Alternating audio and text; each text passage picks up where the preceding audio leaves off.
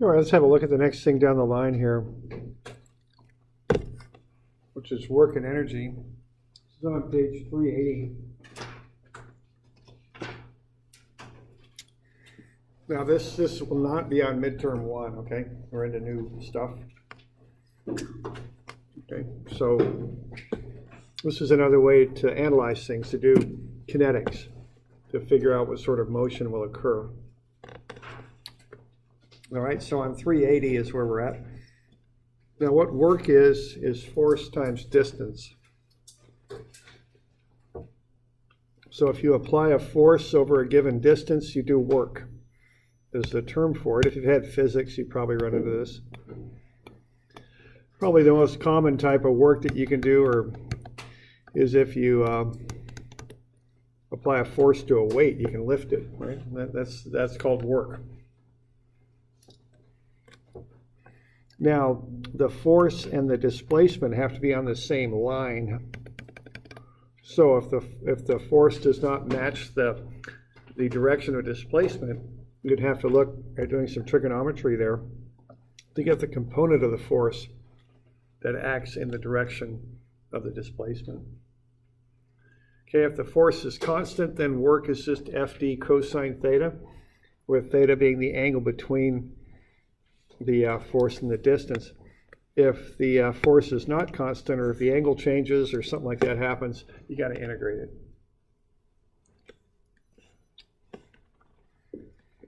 So a very simple example, if you got a box and you're going to push it 12 feet across a frictionless floor, the work would just be 60 pounds times 12 feet, 720 foot-pounds.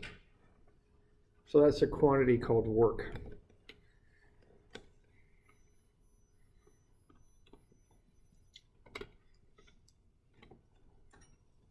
All right.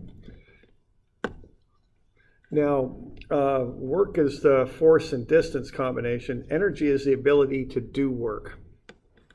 Okay, so what we can see here is you can change energy into different forms that do work in different ways. The first way is potential energy. What that is putting a weight up at a certain height. Okay, so if the weight is at a certain height, what that is, that's an amount of energy there. If you let the weight fall, then the work can be done by the falling, because you're exerting a force over a distance. The distance would be the height. Okay. Now you can do work with springs also. Now spring energy is 1/2 ks squared for a linear spring. That's a spring wound at a constant diameter with a constant pitch to the springs. That can do work by pushing or pulling over a distance. So that term comes from the fact that if you have the force exerted over a distance, that's the definition of work. If it's a linear spring, the force is some k, some constant k times the displacement s. So that would be ks ds that you would integrate. And that would integrate out as 1/2 ks squared. Okay. So that's where that term comes from for spring energy. So it's 1/2 the spring constant times the displacement squared. Okay, so a linear spring has a nice even wind on it, a cylindrical wind, no change in diameter, constant pitch on the springs, so the wraps of the springs are a constant distance apart. A nonlinear spring might be a cone type spring or something like that.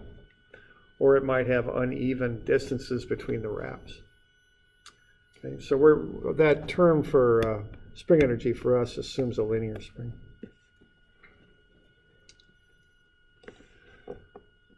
All right, the last type of energy is kinetic energy. All right, and that's 1/2 mv squared. It can do work through motion. So energy is work. That would be FDS. Now you can convert FDS into the integral. The F is MAds.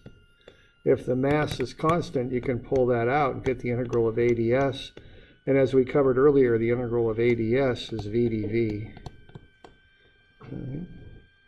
They're the same, so we'd have m times the integral of VdV So that would be m times v squared over 2. That's the integral of v dv, which is 1/2 mv squared. So there's the derivation of kinetic energy. Now, that's the three forms of energy that we'll deal with commonly. And we're going to focus more on mechanical systems. I think if you've taken physics, it's a much more generalized approach where you probably look at a lot of different applications of work and energy. We're going to confine them more to machines and mechanical type systems. So that's going to allow us to, again, have a little different approach than you might in physics. Okay. So why don't we look at a couple examples here.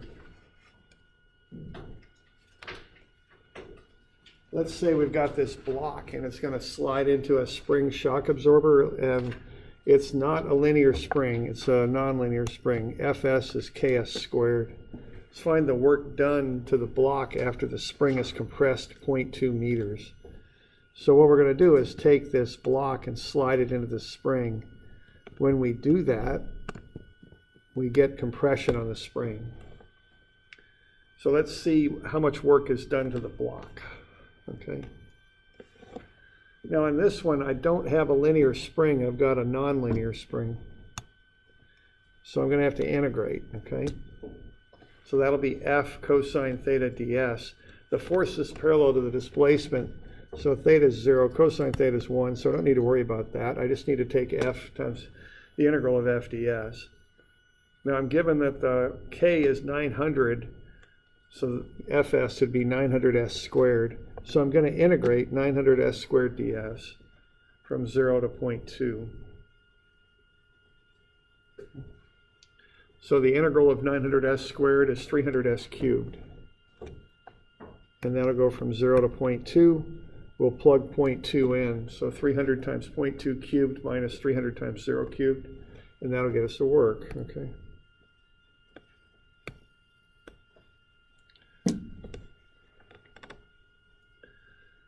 So that's the work that's being done to the block.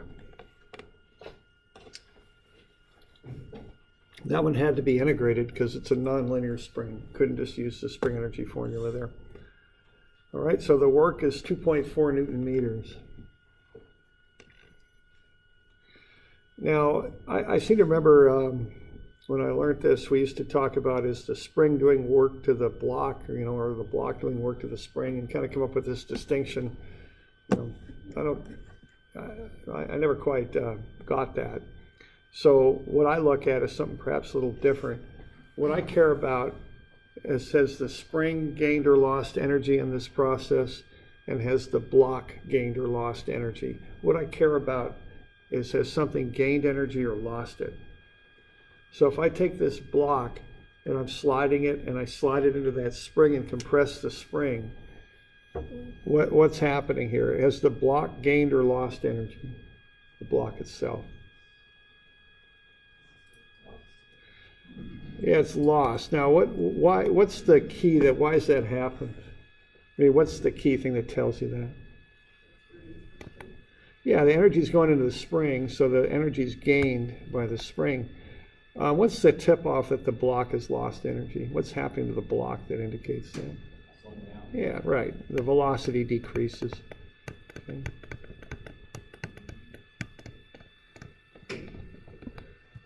The spring compresses, right? So it's storing energy as it compresses. All right, so this is how I think about this. I care whether something's getting more energy or less. That's how I look at it.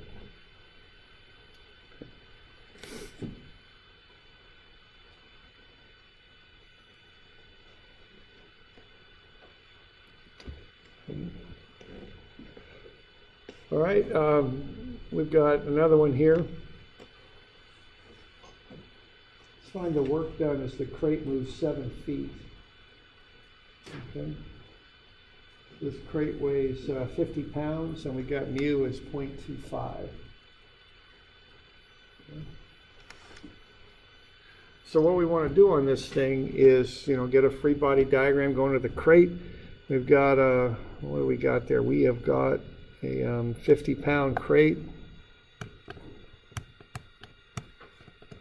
But we also have this force pushing down, like so, at 20 degrees. So that's 90 pounds pushing down at 20 degrees. So I think the first thing I do would be to find that normal force. Okay. So we got Fn up minus the 50 minus sine 20 times 90. So that'll give me the normal. It's 80.8. Multiply that by the coefficient of friction, 0.25, I get 20.2 pounds. Okay, so that's the frictional force. Find the normal, and then once I've got it, factor it up by friction coefficient, 20.2.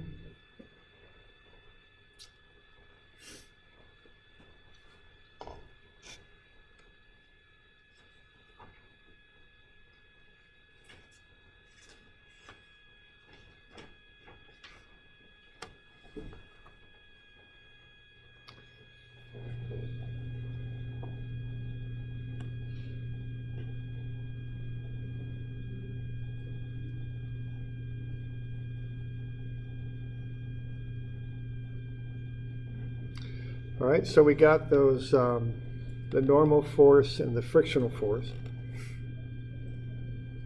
So once again, we kind of get a little bit of a free body diagram going here. That friction's acting on that thing at 20.2 pounds. So that's going to counteract the 90 to some degree. So we're assuming this thing starts from rest. We're going to push on it with the 90. So I don't think we really need an integral on this. I think what we're going to do here is find the net force, and that's going to be cosine 20 times 90 pounds, and then take away the 20.2 pounds. Okay. So that's the net force, and that's going to be applied over 7 feet.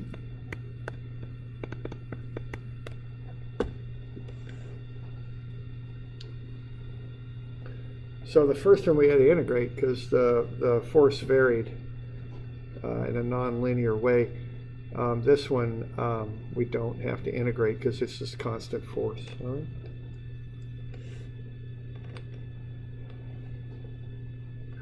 So that comes out to be 451 foot-pounds of energy.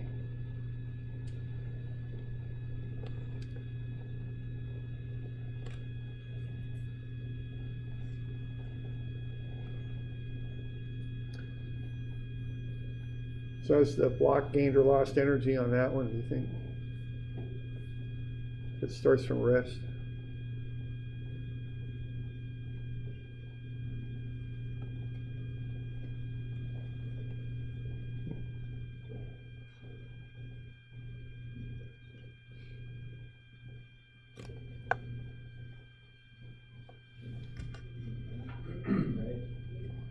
Yeah. Yeah. Starts to rest, you push on it, you're going to overcome friction. So the velocity increases. Okay. Let's get it. It's going faster. Okay. All right. So that's just a basic idea of work.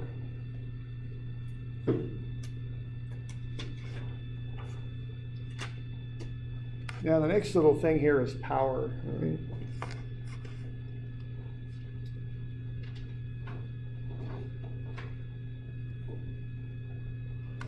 Now power is the amount of work performed per unit time.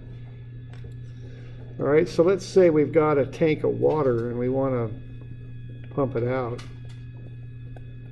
What you're doing is you're lifting the water up to a given height. So here's our tank. Now I can put a little bit of a pump there, and I can pump the water out. That would take a certain amount of work. The other thing I could do is get a really big pump and pump the water out a lot faster, okay? So I could do this 2 different ways. Now they both would involve the same amount of work, okay? It's just the big pump would do it faster. Now what that means is the big pump can do work more quickly, and what that means, the term we use for that is power. Okay.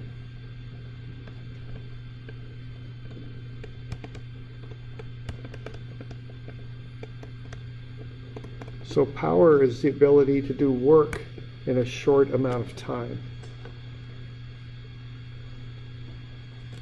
Now there's different units we use for this. In the metric system we call that a watt. It's a Newton meter per second.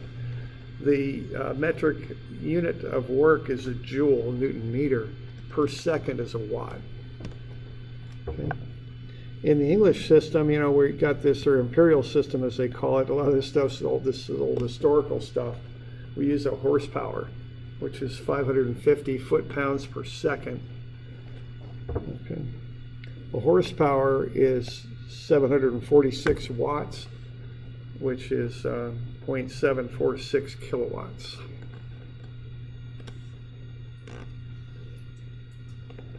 Now, horsepower is actually based on a horse. It really is, okay?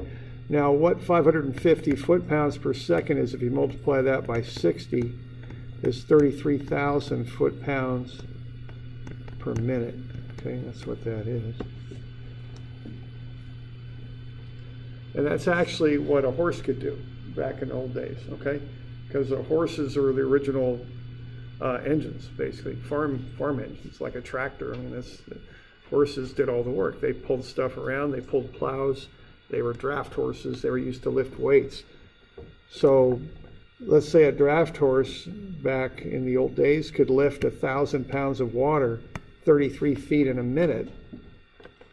That would be, the work would be the 1,000 pounds times the 33 feet, and the minute would be the time.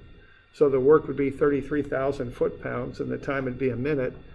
So a horsepower is 33,000 foot-pounds per minute. And it might seem kind of an odd thing that they rated a horse like that, but the reason is that was in the Industrial Revolution, and they started coming up with steam engines. You know, and James Watt didn't invent the steam engine, but he improved it and marketed it. And they used to sell it to people that were digging coal in Britain. They used to dig down below the ground. They get below the water table, and their mines start to fill up with water. So they used horses to dewater the mines. And his thing was to sell them a steam engine pump. And he was trying to show them that his steam engine could dewater the mine at a rate, you know, do it more cheaply than a horse could, basically. Because a horse, you know, horse isn't free. You got to feed the horse, you got to stable the horse, and all that. So he was selling his pumps on that basis. And actually, he kind of factored it up. You know, you could tell he was an engineer. Actually, he figured a horse could do it. It wasn't 33,000, it was 22,000 foot-pounds per minute. But just to be careful, so he wasn't telling lies or anything, he factored it up by 1.5 and called it 33,000. That's how he rated a horse. And that's a draft horse. You know, it's like a Clydesdale kind of looking horse, that kind of thing, right? So that's where that comes from. Okay.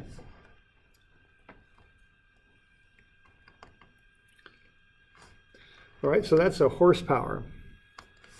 Now, we can also talk about the efficiency of machines, which is the ratio of the power output to the power input.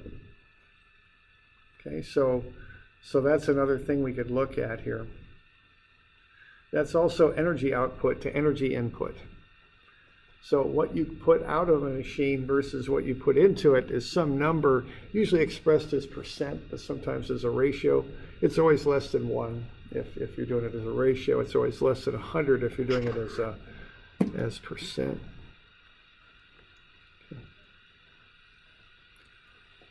So let's look at this next one here. Let's say that we've got just a real simple system here. We've got a little machine here that's going to pull blocks across the floor. We're going to assume they're already moving, so we're not going to have to accelerate them or cause or look at static friction. We're just going to pull them against this constant friction. So we're just looking not at the startup of this motor, but once it starts working, how much power we're going to need for this thing. Okay, so we've got this motor. It pulls a 500-pound weight in 8 feet in 4 seconds. Okay, we got the coefficient of friction is 0.2. Efficiency is 90%. let's look at what kind of motor we're going to need to do this with. Okay. So we're going to have to pull against a resistance of 100 pounds, pull it 8 feet in 4 seconds. So this is just a basic kind of calculation that you might find yourself doing, when you start working with pumps and things like that. It's just going from the mechanical work that you have to do with your machine and taking it over to the electric side to see how much you're going to be buying from the power company is what this is. So the work would be the force times the distance, which is the force that we're overcoming, 100 pounds over 8 feet. So that's 800 foot-pounds. And then the power would be that work divided by the time, which would be 200 foot-pounds per second. Okay, so that's the power. So the work is the force times the distance, and the power is the force times the distance divided by the time.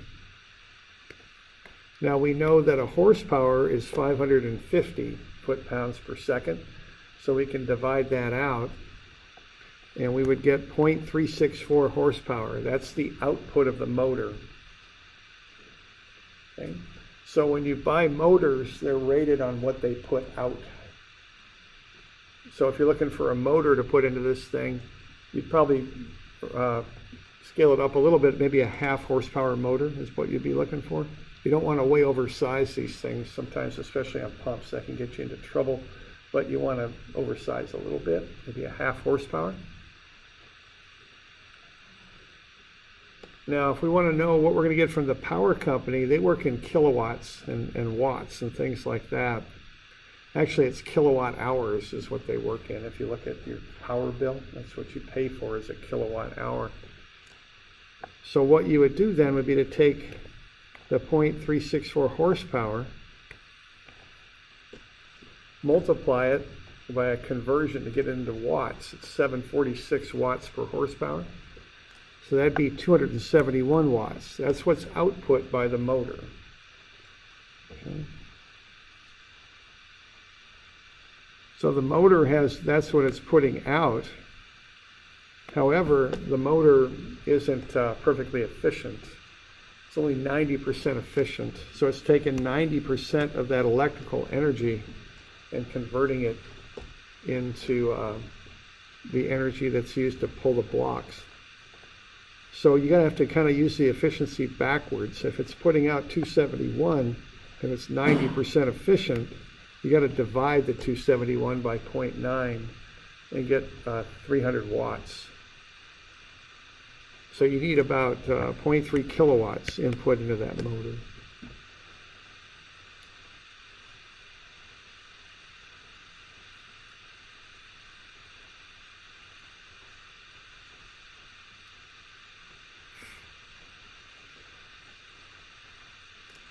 Okay, so that's kind of the chain you'd walk through. So what you start with is what you got to do. You got to pull this thing, overcome 100 pounds over 8 feet in 4 seconds. That's the mechanical side. Then you can start working on the motor a little bit and sizing a motor to do that job. So what you're seeing is these forms of energy are convertible between different forms. You can go from mechanical to electric.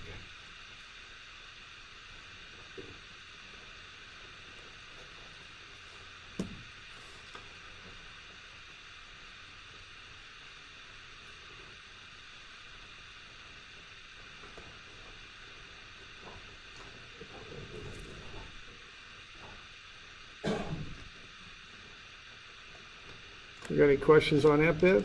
Kind of walking through that sequence.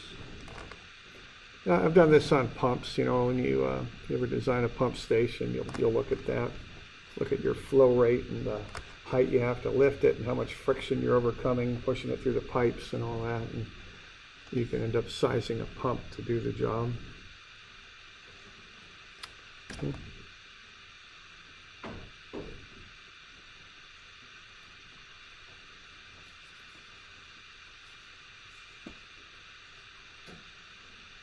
All right, so that's just a little bit on that. That's just a kind of an introduction to this.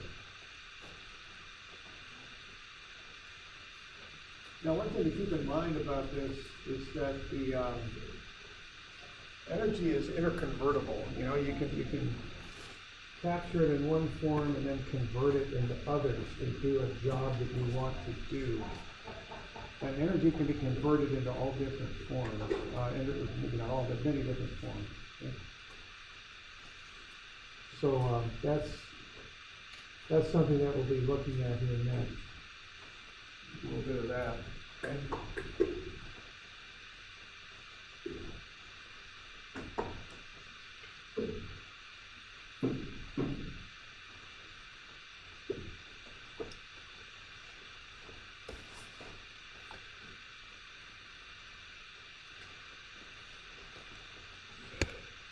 Now, one nice thing we got here in the Pacific Northwest is we've got hydropower. All right? And we've got a lot of hydro, and we've got a lot of wind and a bit of sun and all that, so we have some renewable energy, so we could use that. Let's have a look at, let's say these lights got turned on by hydropower. Why don't we just take a quick look at how that all happens? Kind of the steps that go into that.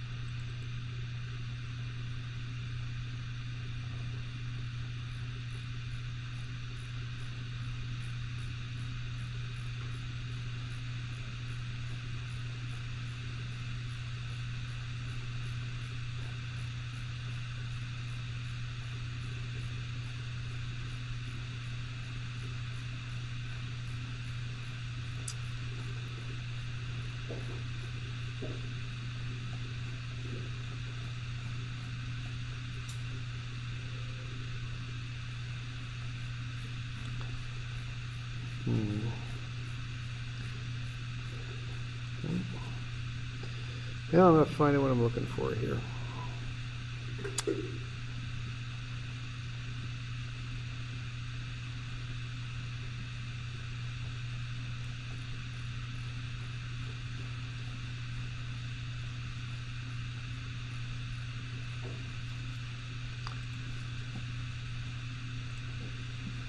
Right, so let's start with a dam here. So let's say we've got some water. We put a dam in front of it to build it up. So a dam's just kind of a wall. You run it across a canyon to back the water up, right?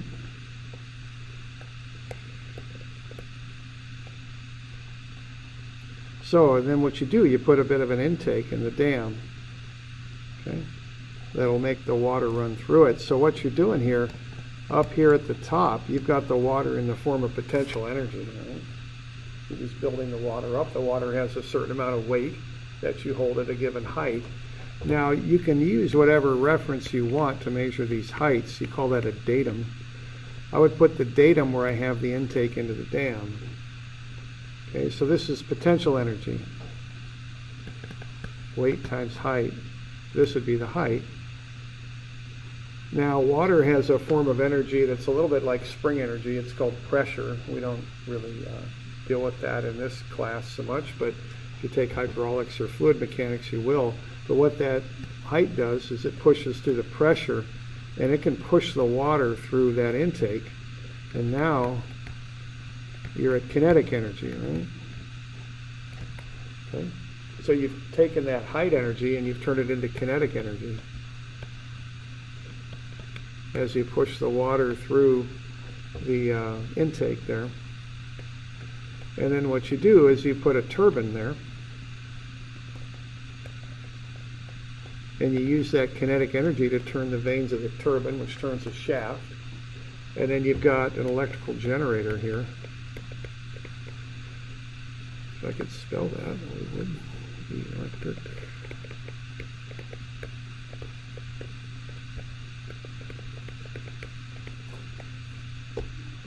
don't know too much about generators, but that has something to do with electric field and windings and things like that. You generate electricity, and then you run that up into your power system, your power grid. High voltage, I think. And then what do you do with it? You take it here to LBCC. You put a transformer on there to get everything safe and down to manageable levels. And then you run it up in here into the roof or into the ceiling and turn on the lights. I mean, that's how that works, right? So what you're doing here is you're taking simply the act of storing water at a high elevation. That's your initial form of energy, but you're converting it. You convert it into kinetic energy. You take that and spin a turbine, then you turn it into electrical energy, then you run that through here and turn on a light with it, okay? So you can take energy and run it through different forms. That's the idea, okay? And, you know, quite often here when we're generating electricity, we start with a mechanical type of energy. Maybe it's turning a vane on a windmill, or it's burning something like coal or natural gas or something like that, or it's storing water at an elevation. And then you convert that into electricity. That's a very common form that we use to transmit energy in.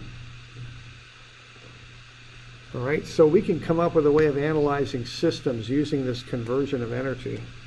And if we stick with the stuff that we've been dealing with here, if we start with the sum of potential, spring, and kinetic, if we have some point where we know all those things, and we know the work that happens from that state to a different state, we can look at the sum of potential, spring, and kinetic on the other side. Okay? And we can analyze systems using this conversion of energy. Now what work is work applied from outside the system. Quite often it's friction. It can be the other things though. So work is something that happens that either brings energy in from outside the system or takes it out to some place outside the system. Friction is a very common form of work because what friction does is it turns into heat and then it gets into the atmosphere and it just dissipates and it's gone and we've lost it. Okay. So let's just analyze a simple system and let's use this approach to do it with. So let's say we got a block. I'm on page 420 and we've got the speed of the block is 9 meters per second, and we know we can figure out the friction because we've got mu, it's 0.2. Let's figure out what the velocity would be after the block slides 12 meters. Okay?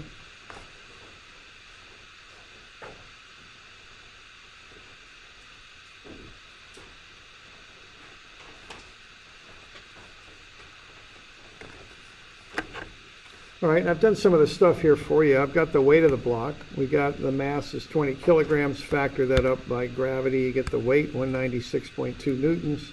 Find the normal force. It's 196.2 newtons. Multiply that by the coefficient of friction. You get the friction, 39.24 newtons. Okay, so there's our free body diagram.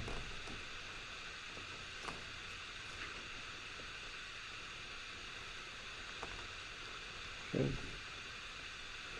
All right, now, being as I've got kind of these limited places where energy can go, I often work these out like on an accounting kind of grid. I think of this as being energy accounting, just like financial accounting. I've got these different accounts here, PE, potential, spring energy, and kinetic energy, and I know that the energy has to fit into those categories. And then I can find the total energy. As long as I'm using a consistent unit system, I can add them all up. Okay? So on this one, I know the velocity of A is 9 meters per second. And I know the mass. All right? So what I've got here is this is weight times height, that's potential energy. This is 1/2 ks squared, that's spring energy.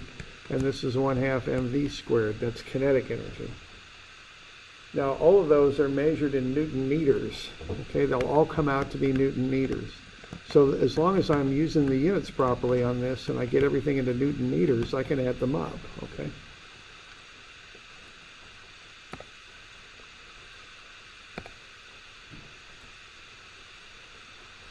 All right, now I've got datum. Normally on this I define a datum. That's the surface they're moving on. There's no change in datum, so that just zeroes out. Okay. And I got no springs, so that zeroes out too. So that just gets me down to kinetic energy. So what I'm going to do then is I'm going to find the kinetic energy. It's 1/2 times the mass times the velocity squared, and that comes out to be 810 Newton meters. So if I add all that up,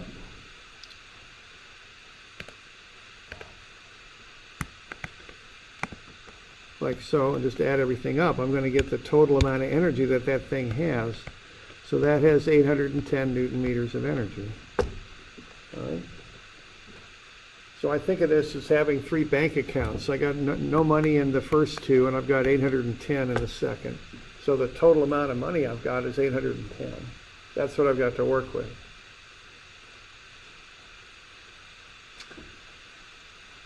Now, as this thing slides across the floor, I got 39.24 newtons of friction happening.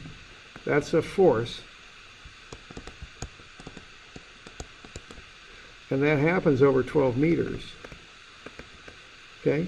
Now that's friction. What that's doing is that's taking energy out of my system. The block loses energy when the friction acts on it. So that's a negative, okay? To use that financial analogy, it's like spending money. It's going away, all right? So that ends up being quite a bit. It's minus 471. So I started off with 810, and I burned up 471, moving to 12 meters. So I can look at what's left over. I think it's 339, if I can do that in my head. Okay, so I'm going 810 minus 471 is 339. So that's how much energy I've got left.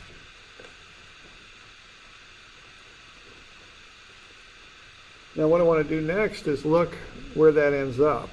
Okay, because I still don't have any potential because I'm on a flat surface and I got no springs. So this is all going to be kinetic energy. And I know that that's 1/2 times 20 kilograms times whatever that velocity is squared. Okay. So I can equate those together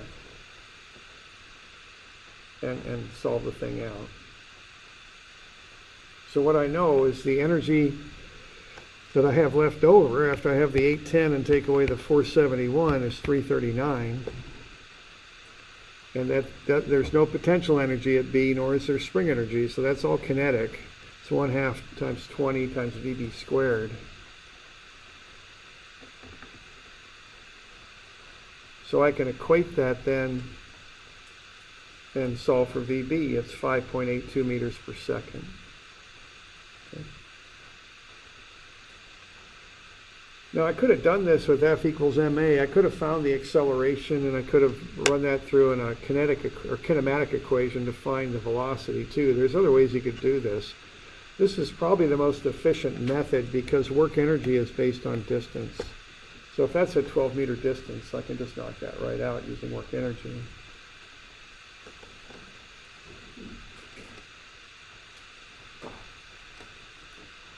Okay. So that's a simple example, but that's a method that we can use for mechanical systems. Because for mechanical systems, we've got a pretty good idea where the energy is going. Okay. And we look at just one other here. Okay. Say we're going to have a box. It's up at 15 feet above a datum, and we're going to let it fall to 10 feet. I got the weight of the box, 128.8 pounds. Divide that by gravity, I got the mass of the box. Let's find the velocity at B. Okay. It's going to start from rest. So I got no spring energy at A. I don't have any kinetic. I don't have any springs at B. Okay.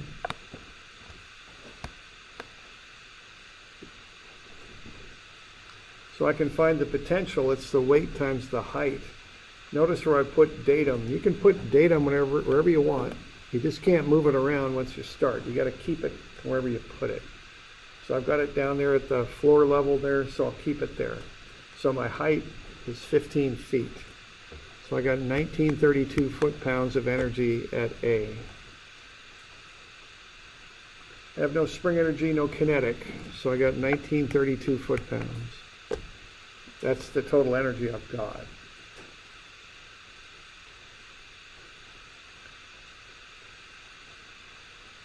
Now, as I define this, I don't have anything going on outside the system. I've just got that box and I'm dropping it.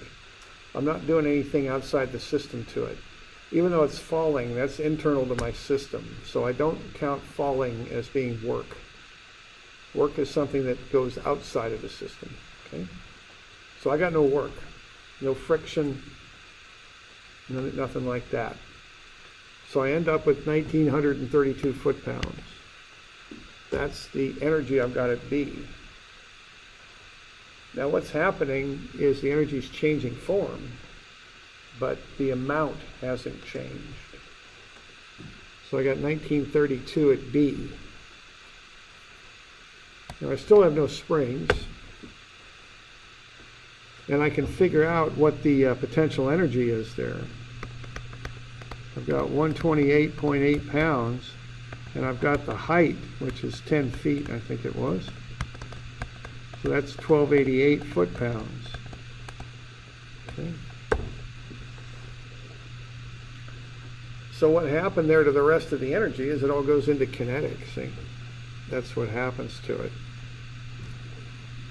So I know I got a total amount of 1932, and I know I need 1288 to have that box up at a 10-foot height. So the difference is going to be kinetic. It's 644. So once again, I can find the velocity at B. Just equate that to 1/2 mv squared. Now again, I could have used that acceleration, and I could have found the velocity using the acceleration over a set distance, but this is quicker, I think. So this is another thing we're going to get into, is we're going to have these different ways of doing kinetic analysis, and we want to start figuring out which method works the best in which situation.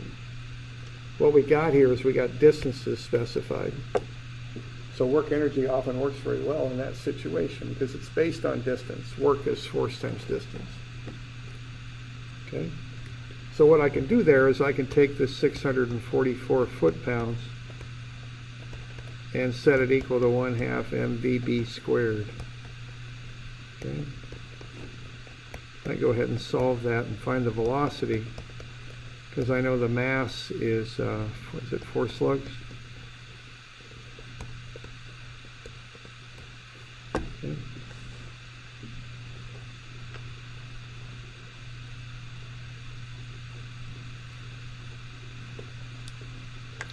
So the velocity at B would be 17.9.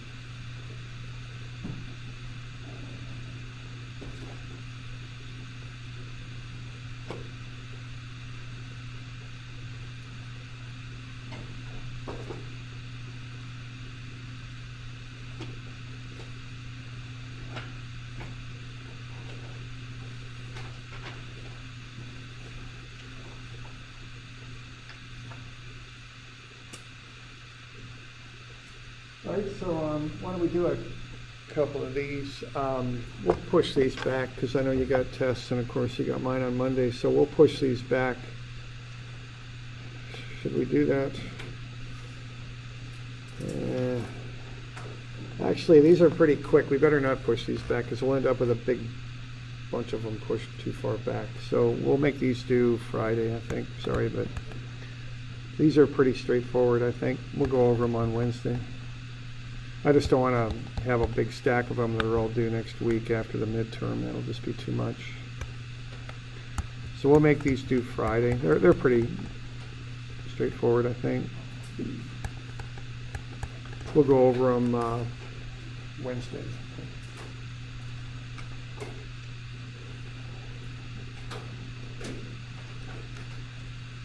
And let's Hang on, did I say 211 or 2? That should be 212, not 211. That's 212.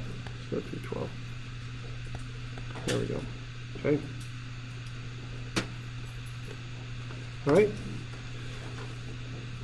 So we got that test on Monday. I'll go over that test review Friday if you like. Okay.